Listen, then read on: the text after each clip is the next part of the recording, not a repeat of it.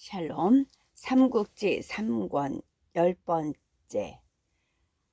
경들은 좋은 계책이 있으면 기탄 없이 말하라. 그래도 황제라고 억지로 위엄을 갖추고는 있으나 목소리는 다급함을 숨기지 못했다. 장사 양대장이 다시 나서서 한 계책을 올렸다. 수춘 부근은 해마다 홍수와 가뭄이 겹쳐 백성들이 모두 굶주리고 있습니다. 거기다가 지난번에 군사를 움직여 번거롭게 하였으니 백성들에게는 이미 원망하는 마음이 일었을 것입니다. 적병이 성 밖까지 이른 지금 이곳에서 항거하기가 어렵게 되었습니다. 생각건대 군사들을 수춘에 남겨 싸우지 말고 굳게 지키게만 하십시오. 그렇게 해서 저쪽에 군량이 다하기를 기다리면 반드시 변화가 있을 것입니다. 그동안 폐하께서는 어림군을 이끌고 회수를 건너시어 한편으로는 그곳에 익은 곡식을 얻고 다른 한편으로는 조조의 날카로운 칼끝을 잠시 피하시는 게 좋겠습니다. 전자의 자존심으로는 용서할 수 없으나 사태가 사태인지라 원술도 그 말을 따르지 않을 수 없었다. 이에 원술은 이풍, 악취, 양강, 진기 네 장수에게 군사 10만을 나누어 수춘성을 지키게 하고 자신은 그 나머지 장졸들과 모아두었던 금은 보석을 수습해 회수를 건넜다. 뜻밖의 대군으로 힘을 다해 길을 앗으니 강한 조조의 군사도 막을 수가 없었다. 보내주어라. 잿간 놈이 이 수춘성을 잃는다면 가봐야 어디겠느냐. 먼저 이 성이나 떨어뜨리자. 조조는 추격을 주장하는 장수들을 그렇게 말하고 여전히 포위를 풀지 않았다. 함부로 추격하다 성 안에 10만군이 쏟아져 나와 협공을 당할 염려도 아주 없는 것은 아니었다. 양 대장의 예측은 맞았다. 조조의 군사는 자신이 거느리고 온 것만도 17만이나 되니 매일 먹는 곡식의 양이 엄청났다. 허도로 떠나올 때 천수레의 치중을 딸리었다 해도 오래 갈 수 없었고 인근의 여러 군도 가뭄으로 흉년이 들어 뒤를 댈 만한 형편이 못 되었다. 다급해진 조조는 연신 싸움을 재촉했지만 굳게 지키기만 하라는 명을 받은 이풍은 성문을 닫아 걸고 싸우려 들지 않았다. 원래가 원술의 거성이었던 만큼 성은 두껍고 높아 조조의 파도 같은 공격에도 불구하고 아무런 소득 없이 달포가 지나갔다. 그렇게 되자 조조는 대군을 먹이기가 힘이 겨웠다. 양식이 다 되어 간다는 말을 듣고 손책에게 글을 보내 10만 곡을 구워 왔으나 그것도 며칠 견뎌낼 것 같지 않았다. 그러던 어느 날이었다. 군량을 맡고 있는 관리 임준 아래서 장고일을 보는 왕후가 조조를 찾아와 걱정스레 물었다. 군사는 많고 남은 양식은 얼마 되지 않습니다. 어째 쓰면 좋겠습니까? 조조가 잠깐 생각하다가 귀뜸하듯 말했다. 앞으로는 작은 말을 써서 곡식을 나눠주게. 한때의 급함을 넘길 수 있는 방도가 될 것일세. 그러면 군사들이 원망일 것입니다. 그것은 또 어떻게 하시렵니까? 왕후가 알 수 없다는 눈길로 조조를 보며 다시 물었다. 조조가 가벼운 웃음으로 왕후를 안심시켰다. 걱정 말게. 내게 다 생각이 있네. 주군이 조조가 그렇게 보장하는 데야 왕후는 더 망설일 게 없다고 생각했다. 곧 창고로 돌아가 군사들에게 양식을 나눠주는데 전과 달리 작은 말을 썼다. 갑자기 양식이 절반으로 줄어드니 군사들의 원망이 생기지 않을 수 없었다. 거기다가 왕후는 조조의 말만 믿고 항의하는 군사들에게 그것이 조조의 명임을 밝히니 자연 불만은 조조에게 몰렸다. 승상께서 우리를 속이셨다. 큰 말 대신 작은 말을 써서 우리를 줄이게 한다. 곧 그런 불만이 공공연히 떠들고 험한 기세로 군마까지 번져왔다. 몰래 사람을 풀어 군사들의 그 같은 원망을 알아내 조조는 가만히 왕후를 불렀다. 내가 자네에게 물건 하나를 빌릴 게 있네. 그걸로 군사들의 원망하는 마음을 가라앉히려 하려는 것이니 자네는 꼭 좀 빌려줘야겠네. 조조가 정색을 하고 그렇게 말하자 왕후가 어리둥절해 물었다. 승상께서 제게 무슨 물건을 빌릴 게 있으십니까? 자네 목일세. 그걸 여럿에게 보이면 원망하는 마음이 가라앉을 거야. 조조가 여전히 정색을 하고 말했다. 그제서야 왕후는 놀랐다. 하지만 아직도 조조의 참뜻을 몰라 부들부들 떨며 다시 물었다. 저는 실로 아무런 죄가 없습니다. 어찌하여 저를 죽이려 하십니까? 자네가 죄 없다는 것은 나 또한 알고 있네. 그러나 자네를 죽이지 않으면 군사들의 원망을 가라앉힐 길이 없고 또 군사들의 원망을 가라앉히지 않으면 반드시 변이 생길 것이니 어찌하겠나. 전하를 위해 한번 큰일을 해주게. 자네가 죽은 뒤 저자는 내가 잘 돌볼 것이니 그 일은 걱정하지 말게. 조조는 그렇게 말하며 괴로운 표정을 지었다. 하지만 왕후는 아무래도 억울했다. 다시 무엇하고 입을 떼려 했으나 이번에는 조조의 차가운 명이 먼저였다. 아무도 없느냐? 어서 저놈을 끌어내라. 그리고 달려나온 도부수들을 시켜 왕후를 군문 밖으로 끌어낸 뒤 여러 군사가 보는 앞에서 한 칼에 못 베게 했다. 왕후는 일부러 작은 말을 써서 군사들에게 나누어 줄 양식을 도적질했다. 이제 그 죄가 밝혀졌기로 군법에 따라 목을 베고 여럿에게 경계로 낸 거다. 그것이 장대 위에 높이 걸린 왕후의 목 아래 써서 걸어둔 방문이었다. 불만과 원망에 차 웅성거리던 군사들도 그걸 보자 일시에 가라앉았다. 그럼 그렇지. 승상께서 우리를 속이실 리가 있나? 이제 보니 왕후 그놈이 도적질을 제거하고 이름은 승상을 팔았군. 일반으로 조조의 강교함과 표독스러움을 말할 때 먼저 손꼽는 게 전에 여백사의 가족을 몰살한 일과 창관 왕후를 죽인 일을 든다. 자신의 안전이나 이득을 위해 죄 없는 사람을 죽였다는 것, 그것도 특히 자기 편을 죽였다는 데서 온 섬뜩함 때문일 것이다. 하지만 죄 없는 사람을 죽이기에는 전쟁보다 더한 게 없고 권력 추구의 길이란 자기 편을 희생시키는 일도 서슴지 않는 법이다. 뒷사람이야 이러니 저러니 말을 달리해도 권력 추구를 위한 전쟁에 나선 사람이라면 그 본질에 있어서 조조와 다를 바 무엇이겠는가. 어떤 때는 거창한 대의로 가리기도 하고 어떤 때는 사실 자체를 말살시키거나 거꾸로 미화하여 드러나지 않고 있으나 조조처럼 번뜩이는 임기응변의 재능이 있고 그때같이 필요에 쫓길 때 과연 그 같은 수단을 쓰지 않을 동양적 영웅이 몇이나 되겠는가. 만약 있었다면 그런 계책이 떠오르지 않아서였고 떠올라도 자신을 억눌러 쓰지 않았더라면 그는 아마도 잘못되어 권력 추구의 길에 들어선 성자거나 그 한순간의 감상 때문에 몰락해 버렸을 범부일 것이다. 요컨대 간교함과 표독스러움이 있었다면 권력 추구의 길 자체에 있고 굳이 조조를 비난하려 든다면 그 같은 방도 외에 다른 방도가 또 있었을 때에 한해서이다. 대저 영웅이란 간교함과 흉포함과 꽤 많은과 표독스러움을 다 품어야 한다던가. 거기다가 조조가 왕후를 죽인 일에서 보인 비정함을 어느 정도 덜어주는 것은 뒤이어 보인 예사 아닌 분기이다. 조조는 그날로 각 영체의 장수들에게 전에 없이 매서운 영을 내렸다. 앞으로 사흘 안에 이 성을 깨뜨리지 못하면 남김없이 목을 벨 것이니 모든 장수들은 힘을 다하라. 그리고 스스로 성 아래로 달려가 싸움을 독려했다. 죄 없는 왕후의 죽음이 헛되지 않게 하려는 결의였으리라.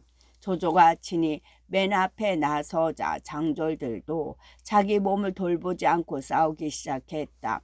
흙을 퍼 나르고 돌을 굴려 성 밖의 물길과 참호를 메우고 흙더미를 높여 성벽으로 기어오르기 쉽게 만들었다. 성 안에 있는 원술의 군사들도 가만히 보고 있지 않았다. 개미떼처럼 몰려드는 조조의 군사들에게 화살과 돌을 날려보내니 마치 소나기가 퍼붓는 듯하였다. 워낙 화살과 돌이 심하게 쏟아지자 아무리 조조의 동료를 받았다고는 하나 두렵지 않을 수가 없었다.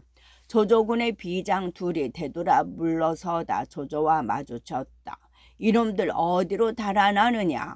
매서운 외침과 함께 조조가 칼을 뽑아 둘을 내리쳤다. 그리고 그 목을 베어 둘러싼 군사들에게 쳐들어 보이며 소리쳤다. 누구든지 비겁하게 물러나는 놈은 이 꼴이 되리라. 그런 다음 다시 스스로 말에서 내려 흙으로 성 아래 파둔 구덩이를 메워 나가기 시작했다. 그 모습을 본 장졸들은 한편으로는 물러서도 죽고 나가도 죽을 바에야 나가겠다는 생각에다 다른 한편으로는 승상이 직접 몸을 돌보지 않고 흙부대를 나르는 데 감동이 되었다. 한결같이 몸을 돌보지 않고 내다르니 군사들의 위세가 크게 떨쳤다. 아무리 굳은 성에 의지해 싸운다고는 하나 조조의 군사가 죽기로 덤비자 원술의 군사는 당해내지 못했다. 혹은 다투어 성벽 위로 뛰어오른 조조의 군사들에 의해 빗장이 벗겨지고 혹은 바깥에서 들이치는 힘에 돌적귀가 내려앉아 성문이 열리자 수춘성은 끝장이 났다. 쏟아진 조조의 대군의 이풍, 악취, 양강, 친기 네 장수는 모두 사로잡히고 군사들은 모두 항복하고 말았다. 저놈들은 역적을 도와 전조에 항거한 놈들이니 용서할 수 없다. 모두 목을 베어 저작거리에 내달도록 하라. 조조는 추상 같은 호령으로 사로잡은 적장 넷을 모조리 목벤 뒤 원술이 궁궐을 본떠 쥐어놓은 정각들을 남김없이 불사르게 했다. 뿐만 아니라 장졸에게도 전에 없이 약탈을 허용함으로써 한때 원술의 수도로 번성했던 수춘성은 천자의 꿈과 함께 일시에 잿더미로 변한 채 텅 비어 버렸다. 그런데 여기서 다시 한번 읽을 수 있는 것은 죽은 왕후를 잊지 않는 조조의 마음이다. 그 앞으로도 그 뒤로도 조조가 항장을 남김없이 죽이거나 빼앗은 성을 그처럼 철저하게 파괴하고 약탈한 적은 그 예를 찾아볼 수 없다. 틀림없이 죄 없는 부하를 죽이지 않으면 안 되도록까지 자기를 몰아간 그들 내 장수의 저항에 대한 걷잡을 수 없는 분노와 미움 탓이었으리라. 스스로 머리칼을 뱀도 헛되이 스스로 머리칼을 뱀도 헛되이. 수춘성을 떨어뜨린 조조는 그 기세를 몰아 아예 원술의 뿌리를 뽑을 양으로 다시 회수를 건너 추격하려 했다. 장수들과 모사들을 모두 불러놓고 그를 의논하는데 순욱이 나서서 말렸다. 몇 년이나 가뭄으로 흉년이 거듭돼 식량이 모자라는 때입니다. 만약 다시 군사를 내신다면 군사들은 지치고 백성들도 괴로움을 당할 것이니 반드시 이롭지 못합니다. 잠시 허도로 돌아가 내년 봄 미리 익을 때까지 기다리시면 어떠실는지요. 군사를 먹일 양식을 넉넉히 마련한 뒤에 다시 원수를 도모하십시오. 조조가 들으니 한편으로는 옳고 한편으로는 옳지 못했다. 군량이 달리는 것은 사실이나 방금의 기세 또한 그대로 흩어버리기에는 아까웠다. 따라서 얼른 마음을 정하지 못하고 있는데 갑자기 보마가 달려와 알렸다. 장수가 육포에게 의지의 힘을 회복하고 다시 기세를 떨치고 있습니다. 남항의 여러 현들이 모두 그를 따라 돌아서니 조흥 장군께서 대적해 싸웠으나 이기지 못했습니다. 벌써 여러 차례 쫓기다가 특히 이렇게 달려와 위급을 아랩니다. 그렇다면 실로 큰일이었다. 자칫하다가는 허도와 전자까지 뺏길 판이었다. 이에 조조는 손책에게 글을 보내 강가에 진을 치고 유표를 공격할 것처럼 보이게 했다. 유포가 함부로 군사를 내어 장수의 뒤를 밀지 못하게 하기 위한 의병인 셈으로 군사를 허도로 돌려 장수를 잡기 위한 준비였다. 그런 다음 조조는 떠나기에 앞서 다시 유비와 여포를 불렀다. 유비를 전처럼 소패에 두게 하되 여포와는 형제를 맺어 서로 돕고 싸우는 일이 없도록 둘에게 다짐을 받았다. 장수를 없앨 때까지는 동쪽이 평온해야 할 필요가 있었기 때문이었다. 여포는 든든한 동맹군을 얻게 되었을 뿐만 아니라 좌장군이란 벼슬까지 약속받아 흡족하게 서주로 돌아갔다. 그러나 조조는 여포가 돌아가기 무섭게 그의 진면목을 보여주었다. 유비를 가만히 불러 장수 다음으로 없앨 적을 밝힌 일이었다. 내가 공을 굳이 소패에 머물게 한 것은 함정을 파놓고 호랑이를 기다리는 계책이 외에다. 호랑이란 곧 여포를 이름하니 공은 진규 부자와 의논하여 그르침이 없게 하시오. 나는 때가 오면 응당 밖에서 공을 도울 것이요. 실로 다급한 정가를 받고 돌아가는 사람이라고는 볼 수 없을 만큼 빈틈없는 헤아림이었다. 조조가 동쪽의 일에 모두 대비를 갖춰둔 뒤 허도로 돌아오니 반가운 소식이 기다리고 있었다. 단회란 이가 이각을 죽이고 오습이란 이는 곽사를 죽여 각기 그 몫을 바치러 왔다는 것이었다. 멀리 섬서의 산속으로 쫓겨 들어가 있었으나 언제 뛰쳐나와 겉정거리를 만들지 모를 두 도적은 그렇게 화살 한 개 쓰지 않고 제거되었다. 특히 단회는 이각의 목뿐만 아니라 그 가솔 200여 명을 사로잡아 허도로 끌고 온 게 돋보였다. 조조는 이각의 일족을 각 성문마다 나눠 보내 목베게 하고 이각 곽사의 목과 함께 거리에 내거니 보는 이마다 기뻐하지 않는 이가 없었다. 그러나 누구보다 기뻐한 것은 전날 이각과 곽사 때문에 모진 고초를 겪었던 헌제였다. 그들이 모두 죽었다는 말을 듣자 문무의 대신들을 모아 태평연이란 잔치를 벌였다. 그리고 단회에게는 탕구 장군 오습에게는 진로 장군을 내려 각기 군사를 이끌고 장안을 지키게 하니 둘은 성은에 감사하고 떠나갔다.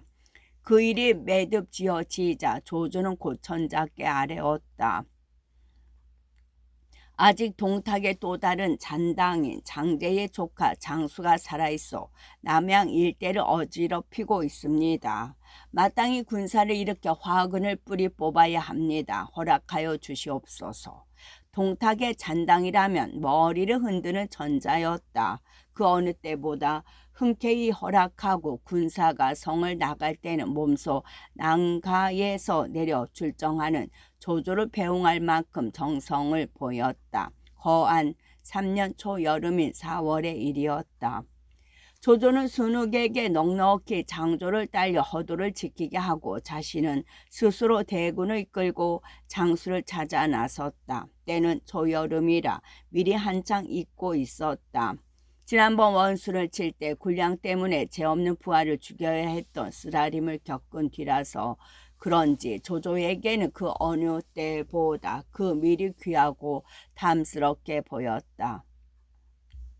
그런데 이상하게도 익은 밀을 베는 사람이 보이지 않았다.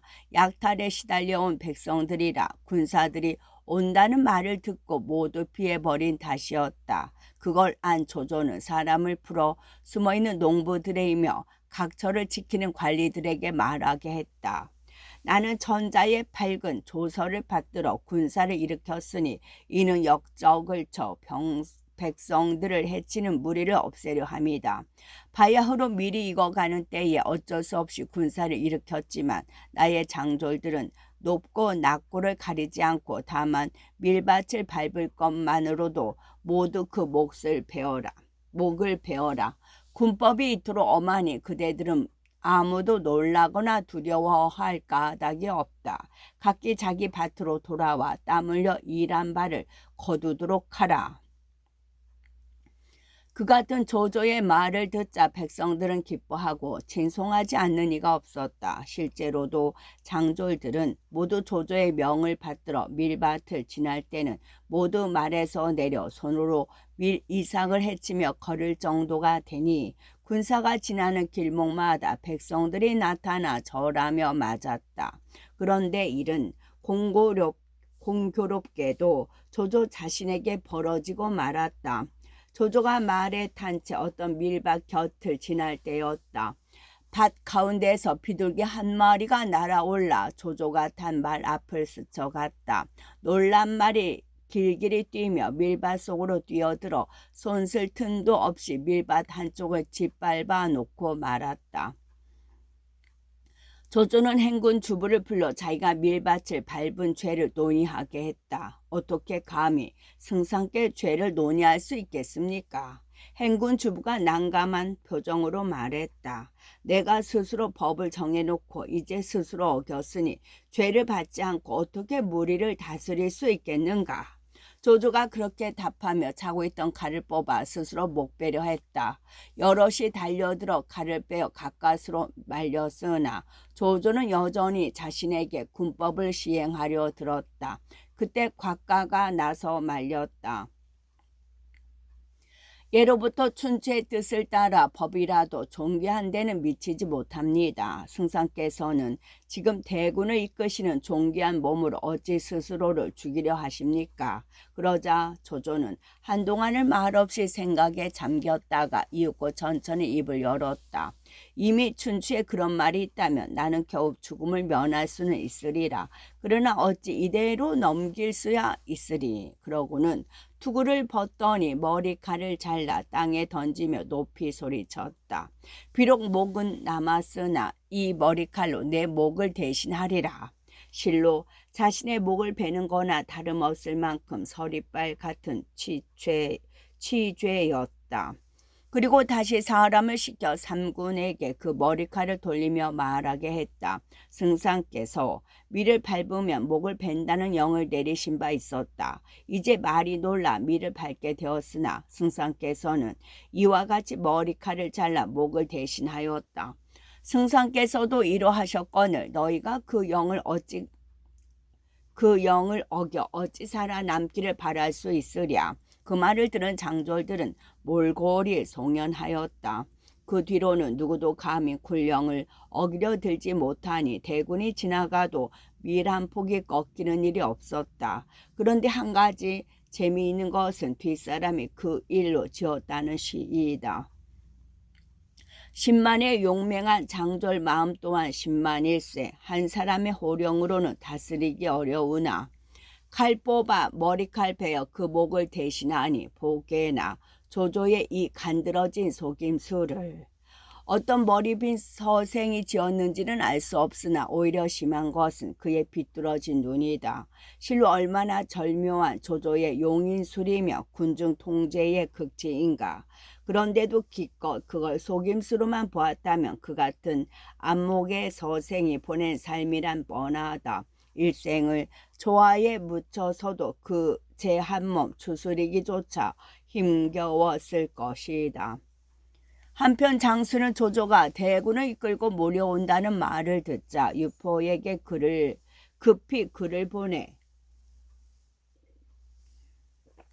뒤에서 호응해 줄 것을 요청하는 한편 자신은 수하 장수 내서와 장선을 거느리고 군사들과 함께 적을 막들어 성을 나갔다. 오래전에 조조의 대군에 이르자 양편 군사는 둥글게 진을 치고 맞섰다. 먼저 장수가 말을 몰고 진 앞으로 나와 조조를 가리키며 꾸짖었다. 너는 인의로 겉을 꾸미고 있으나 속은 염치조차 모르는 놈이다. 짐승이나 다를 게 무엇이랴. 지난번에 그 같은 낭패를 당하고도 죽이려고 다시 여길 왔느냐. 그 말을 들은 조조는 노했다. 맞대거리할 마음조차 없는 듯 허저를 보고 소리쳤다. 어서 가서 저 어린 놈의 목을 가져오라. 허저가 달려 나오는 걸 보고 장수도 자기 수와 장선을 내보냈다. 하지만 허저는 장선 같은 무명소절의 적수가 아니었다. 맞붙고 삼합이 안 돼 장선은 허저의 대도에 쪼개져 말 아래로 굴러 떨어졌다. 그렇잖아도 세력에게 밀리던 장수의 군사는 때를 놓치지 않고 덮치는 조조의 대군을 당해내지 못했다. 한 싸움에 그대로 뭉그러져 달아나니 조조는 그들의 추격을 곧장 남양성 아래에 이르렀다. 간신히 성 안으로 쫓겨 들어간 장수는 성문을 굳게 닫아 걸고 나오지 아니했다. 조조는 성을 둘러싸고 지려 했으나 성을 둘러싼 호가 넓을 뿐만 아니라 물까지 깊어 급히 다가들 수 없었다. 이에 조조는 군사들에게 명해 호를 흙으로 메우게 하는 한편 장작과 풀 더미를 성벽에 기대 쌓아 사다리를 삼게 하고 또 따로이 높은 구름 사다리를 만들어 성 안을 살피게 했다. 그 자신도 매일 말을 타고 성을 돌며 공격하기 좋은 곳을 찾았다. 그렇게 하기를 사흘 만에 조조는 드디어 한 군데 공격할 만한 곳을 찾아냈다. 서문이 있는 성벽 쪽이었다. 조조는 그곳에다 장작과 섭을 쌓아 올리게 한 뒤 여러 장수들을 불러 모아 그쪽으로 성벽을 오르게 했다. 이때 가후가 성 안에서 그 같은 광경을 보고 장수에게 말했다. 내가 보니 조조의 뜻을 알겠소. 오히려 그의 계책을 거꾸로 이용하면 될 것 같소이다. 그의 뜻이 어디에 있는 것 같습니까? 여러 번 그의 꾀를 빌려 유기를 넘긴 장수가 기대에 찬 눈길로 가후에게 물었다. 내가 성 위에서 보니 조조는 사흘이나 성을 돌며 이곳저곳을 살폈소이다. 그는 성 동남쪽의 벽돌색이 헌 것과 새 것이 같지 않은 데다 녹각, 또 태반이 허물어진 걸 보았을 것이요. 녹각은 대나무 또는 굵은 나뭇가지를 사슴뿔처럼 얽어 출입을 막거나 울타리처럼 둘러친 것을 말합니다. 그리하여 그쪽으로 군사를 내리고 정해놓고는 일부러 성의 서북쪽에서 장작과 섭을 쌓아 그곳으로 들이칠 것처럼 허장 정세를 하고 있음이 틀림이 없소. 우리가 거기 속아 동남쪽의 군사를 서북쪽으로 돌리면 밤을 틈타 갑작스레 빈 동남쪽으로 기어오르려는 수작이요. 그러면 어떻게 해야 되겠습니까? 별로 어려울 거 없소이다. 내일 날래고 씩씩한 군사들을 불러 배불리 먹인 뒤 가볍게 차리고 동남쪽에 있는 집안에 숨어있게 하시오. 그런 다음 백성들을 군사로 꾸며 한박 서북쪽에 몰리게 한 뒤 거짓으로 그것만 힘들여 지키는 채 하시오. 밤이 되면 조조는 틀림없이 동남쪽으로 기어오를 것이오. 그가 성 안으로 들어올 때까지 기다려 한 소리 포향으로 일제히 숨겨두었던 군사를 내면 그를 사로잡기는 힘들지 않을 것이외다. 실로 감탄할 만한 가후의 개교였다. 장수는 기뻐 어쩔 줄 모르며 그의 말을 따랐다. 그것도 모르고 높은 곳에서 성 안을 살피던 조조의 군사가 단말을 보내 알려왔다. 장수가 모든 군사들을 성의 서북쪽으로 빼돌려 지키게 하는 바람에 성의 동남쪽은 텅 비어 있는 것이나 다름없습니다. 조조는 그 말을 듣자 손뼉을 치며 기뻐했다. 드디어 내 계책이 맞아떨어졌구나. 그러고는 가만히 영을 내려 성을 허물 지뢰와 홈이며 성벽을 기어오를 갈고리 따위를 준비하게 한 뒤 낮 동안은 힘을 다해 서북쪽을 들이치는 채 했다. 과연 서북쪽에는 전에 없이 많은 장수의 군사들이 들끓고 있는 것 같았다. 실속 없이 요란하기만 한 쌍방간의 공수가 서북쪽에서 되풀이 된 뒤 밤이 왔다. 이경이 되었을 무렵이었다. 이때다. 조조는 그렇게 외치며 장졸들을 격려해 성의 동남쪽으로 갔다. 낮에 미리 준비한 지렛대 몇 끌 따위로 본시 허술한 성을 허물고 녹각을 베어 넘기는데 성 안에서는 아무런 움직임이 없었다. 장수가 군사를 모두 서북쪽으로 돌린 탓이라 지레 짐작한 조조는 앞장서서 장조를 이끌고 성 안으로 뛰어들었다. 그런데 갑자기 한 차례 방포 소리가 나더니 사방에 복병이 일었다. 쏘갔다. 어서 빨리 군사를 물려라. 조조가 그렇게 외치며 말머리를 돌렸으나 등 뒤에서는 어느새 장수가 날래고 씩씩한 군사만 골라 이끌고 몸소 앞장서 지쳐왔다. 그렇게 되면 이미 싸움이고 뭐고 없었다. 조조는 공지에 불이라도 붙은 것처럼 성을 빠져나오고도 수십 리를 쫓겨야 했다. 장수는 날이 밝을 때까지 조조의 군사를 추격해 마음껏 죽인 뒤에야 졸개를 수습해 성으로 돌아갔다. 그제서야 조조도 정신을 차리고 군사를 점검해 보았다. 그 하룻밤 사이에 죽고 상한 자가 5만이 넘었고 빼앗긴 치중 또한 수를 헤아릴 수 없었다. 거기다가 여건과 우금 같은 장수들까지 부상을 입었을 정도여서 더 이상 남양을 애워싸고 공격할 수도 없었다. 지금 조조가 싸울 마음을 버리고 돌아가려 하고 있소. 급히 유포에게 글을 보내 그 돌아가는 길을 끊으라고 하시오. 그렇게만 되면 이번에는 틀림없이 조조를 사로잡을 수 있으리다. 가후가 장수에게 다시 그렇게 권했다. 그의 말을 따랐다가 번번이 재미를 본 장수라 마다할 리 없었다. 곧 글 한 통을 써서 유포에게 보냈다.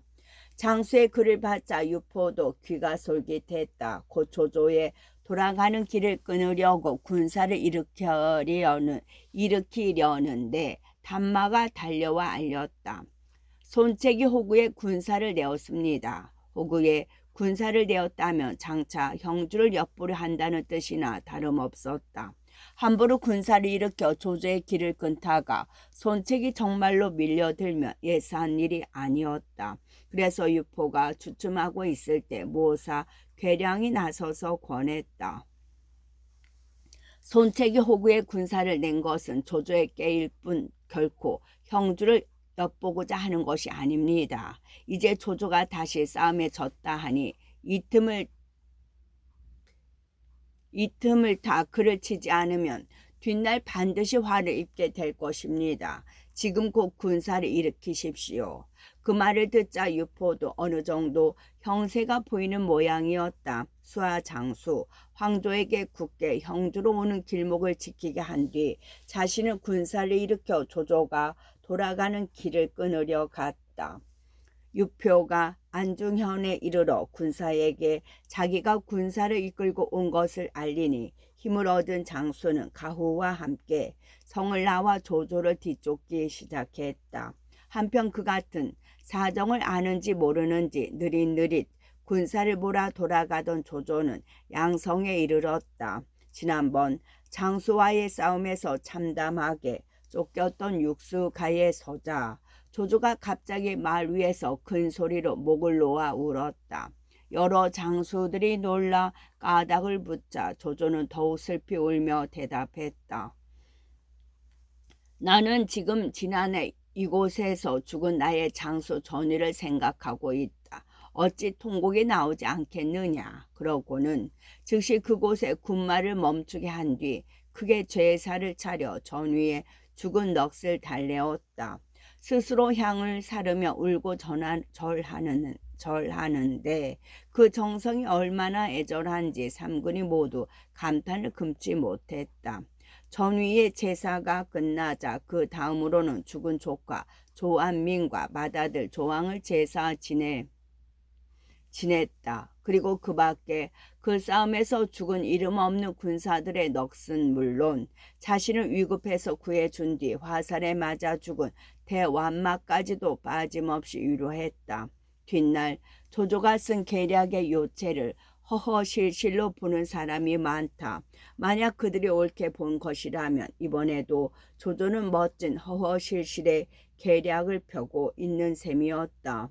얼른 보아서는 지나치게 감상적인 행동 같지만 조조는 그곳에서 잃은 장수와 조카와 자신과 생전에는 이름조차 몰랐던 군사들이며 죽은 말까지도 마음껏 슬퍼하는 동안 한편으로는 놀라운 사기양양의 계책을 쓰고 있었기 때문이다. 그때 조조의 장졸들은 머리수만 많아도 한결같이 패전으로 사기가 떨어질 대로 떨어져 있었다. 그런데 조조가 새삼 1년 전에 죽은 장수와 무명 사졸들에게 애절한 정성을 바침으로써 은연중에 감사의 분위기를 부추겼고 또 그들 모두를 죽인 게 장수의 군사들이었음을 일깨움으로써 적에 대한 두려움을 적개심과 복수심으로 바꾸게 했다. 하지만 그렇다고 조조의 눈물이나 정성 자체를 거짓이라 할 수는 없다. 그는 진심으로 슬퍼하고 울었을 뿐이었다. 다만 거기서 어떤 계략적인 요소를 말한다면 그렇게 마음껏 자기의 감정에 충실해도 되리라는 걸 그가 미리 알았다는 정도일까. 조조가 순수하게 감상에만 젖어 귀중한 시간을 허비하지 않고 있었음은 이튿날 허도로부터 날아든 순욱의 정가를 받아든 태도에서도 드러났다. 유표가 장수를 돕고자 안중현에서 길을 끊으려 하고 있습니다. 장수 하나도 못 당해 쫓겨오는 조조에게는 실로 놀랄만한 정갈이었다. 하지만 답선은 짐작하기만 했다. 나는 하루에 10리를 넘기지 않을 정도로 느리게 행군을 해왔소. 적이 뒤따라올 것을 어찌 모를 리 있겠소. 그러나 나는 이미 마음속에 세워둔 계책이 있으니 안중현에 이르기만 하면 장수는 반드시 깨뜨려질 것이요. 그대들은 너무 걱정하지 마시오. 그러고는 모든 군사들을 재촉하여 안중현의 경계에 이르렀다. 그때 이미 유표는 먼저 그곳에 이르러 험한 요해처에 자리를 잡고 있고 장수도 멀지 않은 곳까지 따라와 있었다.